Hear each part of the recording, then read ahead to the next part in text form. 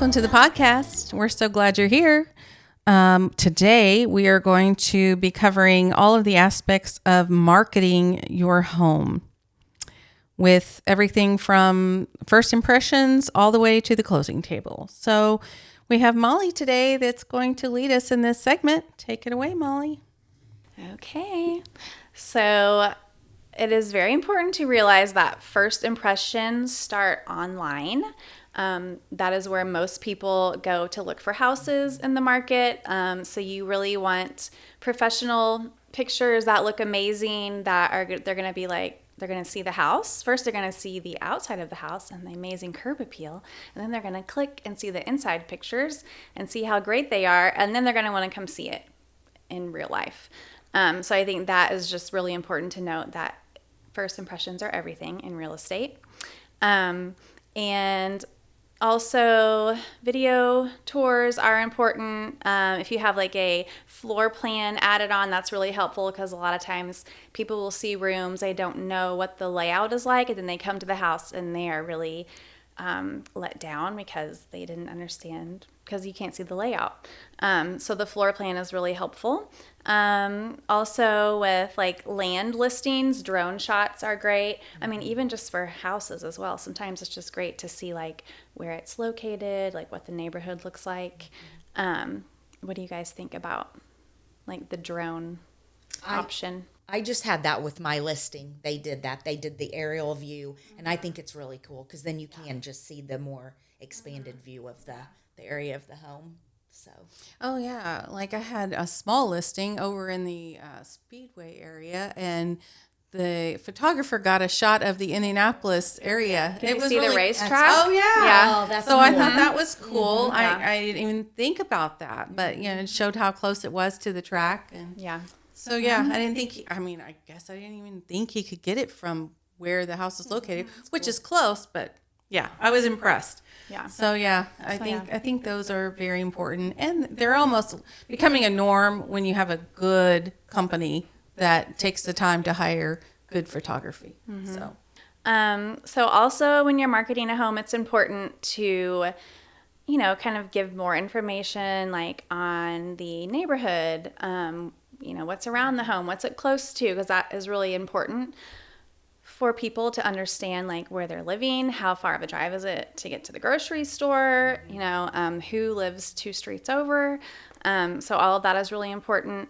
You also want to showcase like anything that's really unique about the home, because sometimes there might be 10 similar homes on the market, but they don't have this unique thing that this home has that's gonna find that one person that is really looking for that, and then that's the home for them. So just making sure that you highlight anything unique and extraordinary that might catch someone's eye.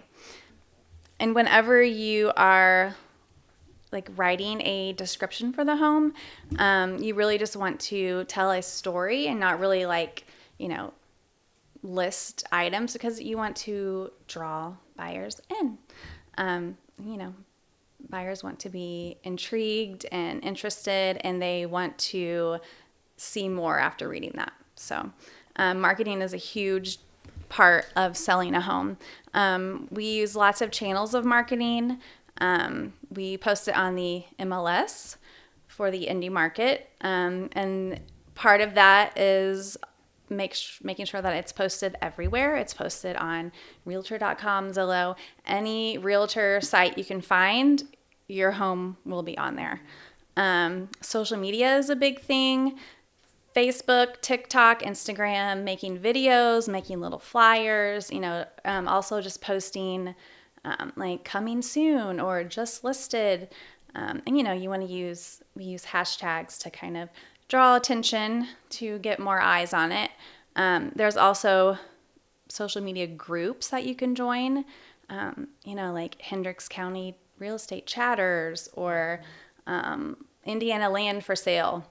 Just anywhere that we can post it, we are going to post it to get more eyes on it, as well as open houses, just anything we can do to get your listing out there and seen. I think if the one of the things that is a good marketing tool are the schools. A lot of people, are moving in that, a lot, have little kids or kids that are in middle school or high school. And so they're going to be interested in what's going on at the schools. So if you can highlight any of their, the features or the special things that some of the schools offer and where your listings are at, that's always nice to do. Oh yeah. School district is a huge, if it's a really good school district, I would always include that in the listing, just, because that's really important to parents. Right. For sure. Also another little tip is like maybe when you list the home, sometimes it is more helpful to list it just before the weekend. Because, people are sometimes off work on the weekends. They're going to go to open houses. So I think that is a good time for us to post it. I agree with you. On a Friday, I always tell people list on a Friday because most people have time off of work, Saturday and Sunday. Right. So I just listed one this morning, made it go live today. So, that's the name of the game. Just timing is everything. So the other thing, when you were talking about, being out there and being on social media, we definitely are, and we hit it up in every aspect. So we are going to make sure that your home is getting the attention that it deserves. And then Molly touched on also, the listing verbiage that we use. Everybody can say 3-bedroom, 2-bath, ranch style home. But if you do tell a story, which we will, we're going to point out the unique things that your home has that other homes don't have. Some people are against HOAs, but if there is an HOA and let's say there's a pool in the neighborhood, I'm going to always highlight that pool and I'm going to ask the videographer, he can run by there, take a picture of the pool in the clubhouse so that we can feature that. Because, that's a big deal. If you're going to pay $600 a month, you want to know what amenities are you getting out of that? So a lot of times those are a little bit pricier, but you may get a pool, playground, walking trails, that kind of thing. So I always make sure and include all of that in the listing description too. So it's not just just another 3-bedroom, 2-bath ranch, Right. So words are important. Yeah. And it's important to really dig deep with your clients because, they might not remember every little thing. But if you walk the house and you ask questions and they're going to start remembering more, and just little things that you can add that are going to give your house a little bit of an edge. Absolutely. One of the questions I always ask is, what drew you to this neighborhood? That's what I was going to say. Yeah. What do you love about your home? And making sure you're asking your seller, right. What drew you to this home? What made you want to purchase this? 100%. Let's see. Let's talk about pricing strategy. So we always will use comps that have recently sold in the neighborhood. We won't just, come up with a random number because, facts are better than opinion, and the seller might have a different opinion, but, you want the home to be priced accurately so it doesn't sit on the market, because sometimes you'll price it a little high. You might get showings, but no offers. And then as time goes by, people start seeing let's put it on the market for 60 days. Something must be wrong with that house.